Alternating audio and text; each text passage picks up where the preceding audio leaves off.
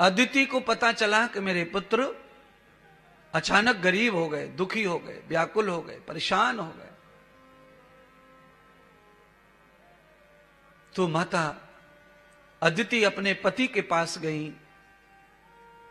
कहां बताए, किसको बताए? तो पति को बताया, महर्षि कश्यप को। महर्षि कश्यप ने पत्नी को कहा कि देवी, मैंने तो कुछ जो देना था वो दे दिया, मेरे पास में अब कुछ नहीं है सिवाय भजन के। और भजन एक ऐसी संपदा है जो बांटने से बटती नहीं है। हम चाहे ना तो भी बट नहीं सकती है, ऐसी संपत्ति है। विद्या भी ऐसी है कि बट के बढ़ती है, पर भजन बांटा भी जाता। हाँ, ये भजन नाम की धन प्योर अपना होता है, प्योर अपना। इसमें किसी का कोई हिस्सा नहीं है, कोई हक नहीं है। और कोई हक है, हिस्सा है तो हम दे नहीं सकते। हमारे पास कोई विज्ञान नहीं है बांटने का।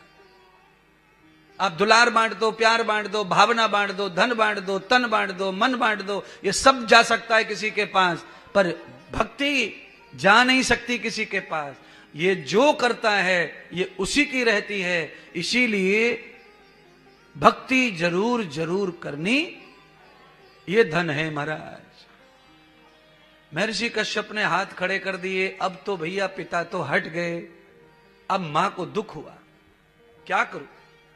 पुत्रों का कल्याण कैसे हो, उनका उद्धार कैसे हो, उनका जीवन कैसे धन्य हो, उनके जीवन में कैसे सुख आए, उनका गया हुआ ऐश्वर्य वापस कैसे आए। तो मां लग गई, काम पर लग गई। क्या काम कर रही? भक्ति कर रही है, भक्ति। महर्षि कश्यप ने बताया, देवी, इस मार्ग में केवल भगवान नारायण ही काम आ सकते हैं, और कोई काम नहीं आएगा। भज लो। भगवान का ध्यान किया। आप जानते हैं, फागुन महीने में शुक्ल पक्ष एकादशी में माता अदिति ने ये व्रत किया, और उस व्रत में भगवान को पूरी तरह से प्रसन्न कर लिया। पूरी तरह से नारायण प्रसन्न हो गए महाराज। और जब भगवान प्रसन्न हुए तो उन्होंने वर मांगने के लिए कहा कि देवी, वर मांग लो। तो वर में क्या चाहिए? तो कहा पुत्रों के लिए सुख चाहिए। और मैंने आज तक जितनी माताएं देखी हैं वो हमेशा अपने बच्चों के लिए मांगती हैं। मंदिर जाएं तो, आश्रम में आएं तो, कथा करें तो, सब बच्चों के लिए, बस बच्चों का ऐसा हो जाए, बच्चों का वैसा हो जाए। तो अदिति माता ने व्रत किया, प्रभु पधारे और बच्चों के लिए सामग्री मांगी। भगवान हंसे, कहा मुझे भजकर प्रकट करने वाली देवी, मैं प्रकट हो गया और आज भी तू सामान ही मांग रही है। अरे ये तेरा सौभाग्य है कि मैं प्रकट हुआ हूं, अब सामान नहीं, तेरा कल्याण मांग। हट पकड़ गई ना, मुझे अपने पुत्रों का सुख चाहिए, ऐश्वर्य चाहिए, उनका मुझे गया हुआ धन चाहिए। तो भगवान ने कहा, तुम्हारी भक्ति का फल उनको नहीं मिलेगा, ये भक्ति फल है। तुमने भक्ति से प्रसन्न किया है मुझे, इसीलिए तुमको मिलेगा नहीं अब वो। और तेरे बच्चों को तू दान कर नहीं सकती है, तेरे पास में भक्ति अपने लिए है। तो कहा नहीं, मुझे वही चाहिए फल, मेरे पुत्रों का उद्धार चाहिए। तो भगवान ने कहा, अगर पुत्रों के उद्धार के लिए भक्ति करनी है तो अब संकल्प करो आज से कि ये जो भी भक्ति मैं करूंगी, मेरा जाप करूंगी, नाम स्मरण करूंगी, इसका जो भी फल होगा वो सीधा मेरे पुत्रों के जीवन में जाए, मुझे प्राप्त ना हो। संकल्प करके भक्ति करने वाला भक्ति किसी को दान कर सकता है। अब आप समझ लें, आपके घर में कोई बीमार है, आपको उसके लिए कुछ करना है प्रेयर, तो आप पहले संकल्प बनाओ, पहले हाथ में जल लेके भगवान की सौगंध खाओ, शपथ लो, जो मैं कर रहा हूं मैं इसके लिए कर रहा हूं, इसमें मेरा कोई हिस्सा नहीं है।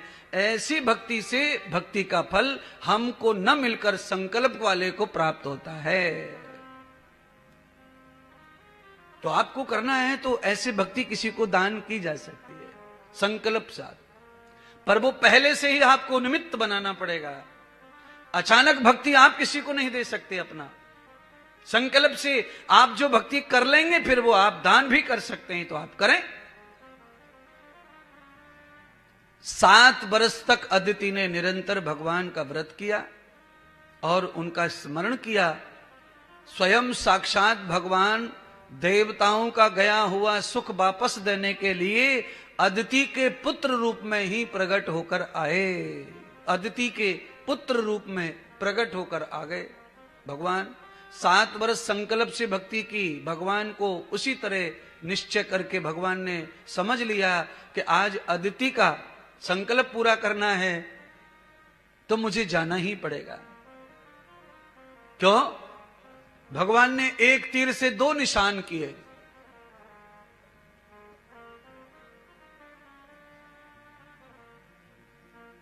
उनके आने के पीछे